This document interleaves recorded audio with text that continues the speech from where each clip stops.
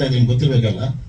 ಸುಮ್ಮನೆ ನಾನು ಕಾರಲ್ಲಿ ಹೋಗ್ತಾ ಇರ್ಬೇಕಾದ್ರೆ ಒಂದು ಚಿಂದಿ ಆಯೋದು ಅಲ್ಲಿ ಗಲಾಟೆ ಬಡದಾಟ ಕುಡಿದು ಗಂಡ ಹೆಂಡತಿ ಹೊಡಿತಿದ್ದ ಇಬ್ಬರು ಕಿತ್ತಾಡ್ತಿದ್ರು. ನೋಡಿದೆ ಇದು ಒಂದು ಜೀವನ, ಏನಿದು, ಎಷ್ಟು ಯಾಕೆ ಜೀವನ? ಮನುಷ್ಯ ಎಲ್ಲ ಥರ ಒಂಥರ ಇರ್ತಾರಲ್ಲ, ಎಷ್ಟೋ ಜನ ಕಾರ ಓಡಾಡ್ತಾ ಇರ್ತಾರೆ, ಎಷ್ಟೋ ಬಾಯಿ ಬದಲಾಗಿರ್ತಾರೆ.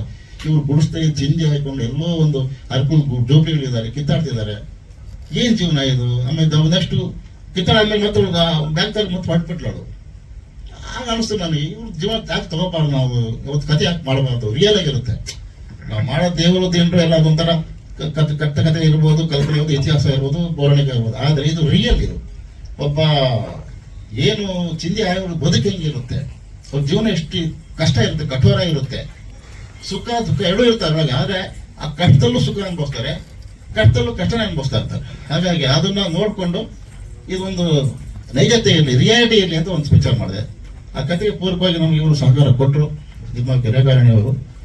ಹಾಗಾಗಿ ಈ ಲೊಕೇಶನ್ಸ್ ಆಗಿರ್ಬೋದು, ಪ್ರತಿಯೊಂದು ನ್ಯಾಚುರಲ್ಲು, ನಾವು ಸ್ಲಮ್ ಆಗಿರ್ಬೋದು, ಹುಜರಿ ಆಗಿರ್ಬೋದು, ಆಮೇಲಿಂದ ಇದು ಸ್ಮಶಾನದಲ್ಲೂ ಶೂಟ್ ಮಾಡಿದ್ದೇನೆ. ಎಲ್ಲ ಹಾಸ್ಪಿಟಲ್ಲು ನನಗೆ ಈಶಾ ಹಾಸ್ಪಿಟಲ್ ತುಂಬ ನನಗೆ ರೂಪಿಸ್ತಾರೆ. ಯಾಕಂದರೆ ಅಲ್ಲಿ ಪ್ರತಿಯೊಂದು ಅವರೇ ಆ್ಯಕ್ಟ್ ಮಾಡಿದ್ರು, ಅವರೇ ಆರ್ಟಿಸ್ಟ್ ಅಲ್ಲ ಅವರು. ಆಗ ನನಗೆ ಸರ್ ನ್ಯಾಚುರಲ್ ಬೇಕೇ ಬೇಕು. ಆರ್ಟಿಸ್ಟ್ ಇವರು, ಡೈರೆಕ್ಟರ್ ಇವರು, ಒಬ್ಬ ಡಾಕ್ಟರ್ ಹೆಂಗೆ ಮಾತಾಡ್ತಾರೆ, ಒಬ್ಬ ನರ್ಸ್ ಯಾವ ರೀತಿ ಮಾತಾಡ್ತಾರೆ, ಅದು ಕಂಪ್ಲೀಟ್ ಬೇಕು ಅಂತ ಅವರೇ ಆ್ಯಕ್ಟ್ ಮಾಡಿದ್ರು. ಒಂದೆರಡು ಮಾತಾಡ್ತಾರೆ ಅದ್ರ ಬಗ್ಗೆ. ಆದರೆ ಅದು ಇನ್ನೊಬ್ಬ ನಟಿ ರೇಖಾ ಅವರು ಅದನ್ನು ಬೇಗ ಕ್ಯಾಚ್ ಹಾಕ್ಕೊಂಡು ಸಿನಿಮಾ ಮಾಡಿಬಿಟ್ರು. ಒಳ್ಳೇದಾಗಲಿ. ನಮ್ಮ ಪುರುಷೋತ್ತಮ್ ಅವರಿದು 27ನೇ ಸಿನಿಮಾನ, 35ನೇ ಸಿನಿಮಾ. ಇವರು ಒಂಥರ ಫ್ರೆಂಡ್ಲಿ ಫ್ರೆಂಡ್ಲಿ ಡೈರೆಕ್ಟರ್. ಪ್ರೊಡ್ಯೂಸರ್ಗೆಲ್ಲೂ ಲಾಸ್ ಆಗದೆ ಇರೋ ಥರ ಕೆಲಸದಲ್ಲಿ ಸ್ಕ್ರಿಪ್ಟ್ ಮಾಡಿಕೊಂಡು ಶೂಟಿಂಗ್ ಸ್ಪಾಟಿಗೆ ಬಂತು ಅಂದರೆ ರಾಕ್ಷಸ. ಏನು ಆ ಕಡೆ ಯಾರು ತಿರುಗು ನೋಡಲ್ಲ, ಏನು ಅವ್ರು ಕೆಲಸ ಎಷ್ಟದಷ್ಟು ಮಾಡಿಕೊಂಡು ಕೆಲಸ ಬೇಗ ಮುಗಿಸೋದನ್ನ ನೋಡ್ತಾರೆ. ಜೊತೆಗೆ ಒಂದು ಸಿನಿಮಾ, ಈಗ ನಾವೆಲ್ಲರೂ KGF ಮಾಡೋಕ್ಕಾಗಲ್ಲ, ಎಲ್ಲರೂ ಕಾಂತಾರ ಮಾಡೋಕ್ಕಾಗಲ್ಲ.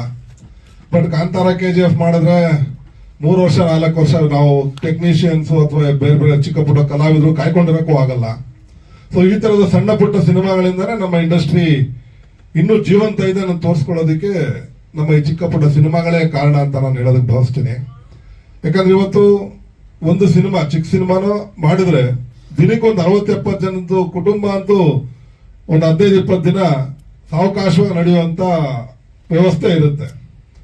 ಅಲ್ಲದೆ ಏನು ಚಿಕ್ಕ ಪ್ರೊಡಕ್ಷನ್ ಅಲ್ಲಿ ಮಾಡ್ತೀವಿ, ಅವರು ಎಲ್ಲ ನಿರ್ಮಾಪಕರಿಗೂ, ಎಲ್ಲ ಆರ್ಟಿಸ್ಟ್ಗಳಿಗೂ, ಟೆಕ್ನಿಷಿಯನ್ಗಳಿಗೂ ಎಷ್ಟೆಷ್ಟು ಸಂಭಾವನೆ ಮಾತಾಡಿರುತ್ತೆ ಅಷ್ಟು ಪ್ರಾಮಾಣಿಕವಾಗಿ ತಲುಪಿಸೋ ವ್ಯವಸ್ಥೆ ಮಾಡ್ತೀವಿ. ದೊಡ್ಡ ದೊಡ್ಡ ಸಿನಿಮಾಗಳಲ್ಲಿ ಪ್ರೊಡ್ಯೂಸರು ಕೈಗೆ ಸಿಗಲ್ಲ, ಅಲ್ಲೆಲ್ಲ ಬರೀ ಸ್ಟೆಪ್ಗಳು ಜಾಸ್ತಿ ಇರ್ತವೆ. ಸೊ ಅದು ಯಾರಿಗೆ ಬರುತ್ತೋ ಬಿಡುತ್ತೋ ಗೊತ್ತಿಲ್ಲ. ದೊಡ್ಡವ್ರಿಗೆ ಸಿಗುತ್ತೆ, ಬಟ್ ಚಿಕ್ಕ ಪುಟ್ಟ ಕಲಾವಿದರು ಅಷ್ಟು ಈಸಿಯಾಗಿ ಅಮೌಂಟ್ ಸಿಗಲ್ಲ ಅವ್ರಿಗೆ. ಆದರೆ ಈ ಒಂದು ಚಿಕ್ಕ ಸಿನಿಮಾಗಳಲ್ಲಿ, ಇಂಥ ನಿರ್ದೇಶಕರು ಮಾಡೋ ಸಿನಿಮಾಗಳಲ್ಲಿ ಎಲ್ಲ ಕಲಾವಿದರಿಗೂ ಉತ್ತಮವಾದ ಸಂಭಾವನೆ ಸಿಗೋದಂತೂ ಗ್ಯಾರಂಟಿ. ಹಾಗೆ ಇವತ್ತು ರೇಖಾ ಅವರು ಒಂದು ನಮ್ಮ ಅನಿಲ್ ಅವರ ಎಡಿಟಿಂಗ್ ಸ್ಟುಡಿಯೋನಲ್ಲಿ ಒಂದು ಸೀನ್ ನೋಡಿದೆ, ಬೇರೆ ಯಾವುದೇ ಕೆಲಸಕ್ಕೆ ಹೋಗಿದ್ದಾಗ. ಅವಾಗ ಅನ್ನಿಸ್ತು, ಬಂದು ನಿರ್ಮಾಪಕಿ ಎಷ್ಟು ಲಕ್ಷಾಂತರ ಸುರಿದು ಅಲ್ಲೊಂದು ಸೀನ್ ಬರುತ್ತೆ. ಅದೊಂದು ಆ ಸೀನ್ ಮಾಡೋದಕ್ಕೆ ಇಷ್ಟೆಲ್ಲ ಖರ್ಚು ಮಾಡ್ಬೇಕಾಗಿತ್ತ ನೀವು ಅನ್ನಿಸ್ಬಿಡ್ತು ನನಗೆ. ಏನೋ ಹೇಳಕ್ ಬಂದ್ರೆ ಬ್ರೇಕ್ ಮಾಡೋದು, ಸಂತೋಷ, ರಿವೀಲ್ ಮಾಡೋದು ಬೇಡ ಬಿಡಿ. ಏನೋ ಅಂತ ಒಂದು ಸನ್ನಿವೇಶ ಇದೆ, ತುಂಬಾ ಕರಳು ಹಿಂಡುವಂತ ಸನ್ನಿವೇಶ. ಅದು ನಿಜಕ್ಕೂ ಚೆನ್ನಾಗಿ ಆಕ್ಟಿಂಗ್ ಮಾಡಿದ್ರೆ ರೇಖಾ ಅವರು. ತುಂಬಾ ಮನಸ್ಸಿಗೆ ನಾಟುತ್ತೆ ಆ ಒಂದು ಸನ್ನಿವೇಶ. ಸೊ ಇಲ್ಲಿ ವೇದಿಕೆ ಮೇಲೆ ಎಲ್ಲರೂ ಕೂಡ ನಮಗೆ ನಮ್ಮ ಸಿನಿಮಾದಲ್ಲೂ ನಮ್ಮ ಜೊತೆ ಸಹಪಾಠಿಗಳಾಗಿದ್ದವರು. ರಾಜ್ ಭಾಸ್ಕರ್ ಅಂತೂ ರಾಜ್ಕುಮಾರ್ ಅವ್ರ ತರ ಸೆಂಚುರಿ ಹೊಡಿತಾನೆ ಅವರು ಕರ್ನಾಟಕದಲ್ಲಿ. ಆದ್ರೂ ಕನ್ನಡ ಸರಿಯಾಗಿ ಕಲ್ತಿಲ್ಲ ಅವರು. ಇನ್ಮೇಲೆ ಒಳ್ಳೆ Kannada ಕಲ್ತ್ಕೊಳ್ಳಿ.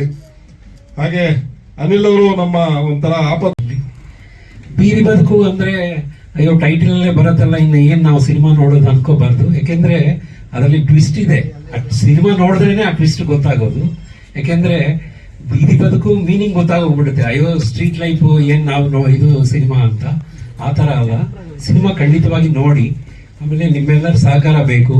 Print media, visual media ಎಲ್ಲರೂ ಸಹಕಾರ ಕೊಟ್ರೇನೆ. ಯಾಕೆಂದ್ರೆ ಸಣ್ಣ ಫಿಲ್ಮು ಅಂತ ಅಲ್ಲ, ಸಿನಿಮಾ ಸಕ್ಸಸ್ ಆದ್ಮೇಲೆ ದೊಡ್ಡ ಫಿಲ್ಮು ಆಗತ್ತೆ. ತೆಗೆಯುವಾಗ ಸಣ್ಣದು ದೊಡ್ಡದು ಅಂತ ಇದಿರತ್ತೆ. ಸಕ್ಸಸ್ ಆದಮೇಲೆ ಅದರ ಲೆವೆಲ್ಲೇ ಬೇರೆ ಇರುತ್ತೆ. ಸೊ ನನ್ನ ಅನಿಸಿಕೆ ಏನಂದರೆ, ಇದು ಅವಾರ್ಡ್ಸು ಬರಬೇಕು, ದುಡ್ಡು ಬರಬೇಕು.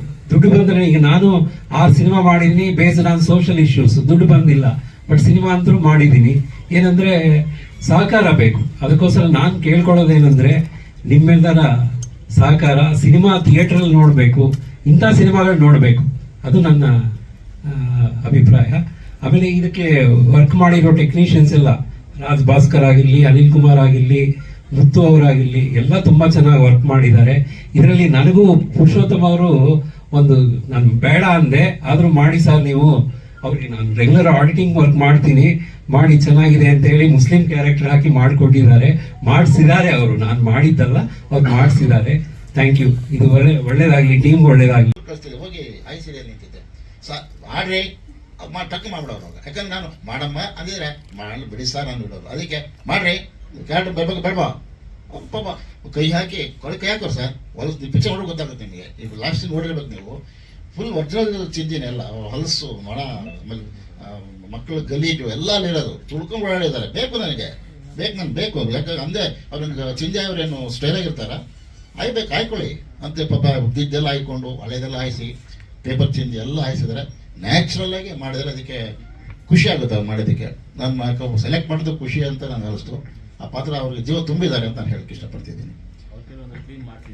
100% ಸರ್, ಕ್ಲೀನ್ ಮಾಡಿಸಿದ್ದೇನೆ, ಚಿಂದಿ ಹಾಯಿಸಿದ್ದೀನಿ. ಅದೇ ಹೇಳಿದ್ರು ನಮ್ಮ ಗಣೇಶ್ ಅವರು, ಏನು ಮೇಡಮ್ ಲಕ್ಷಣ ಸುರಿದ್ಬಿಟ್ಟು ಚಿಂದಿ ಹಾಕಿ ಹೋಗಿದ್ರಲ್ಲ.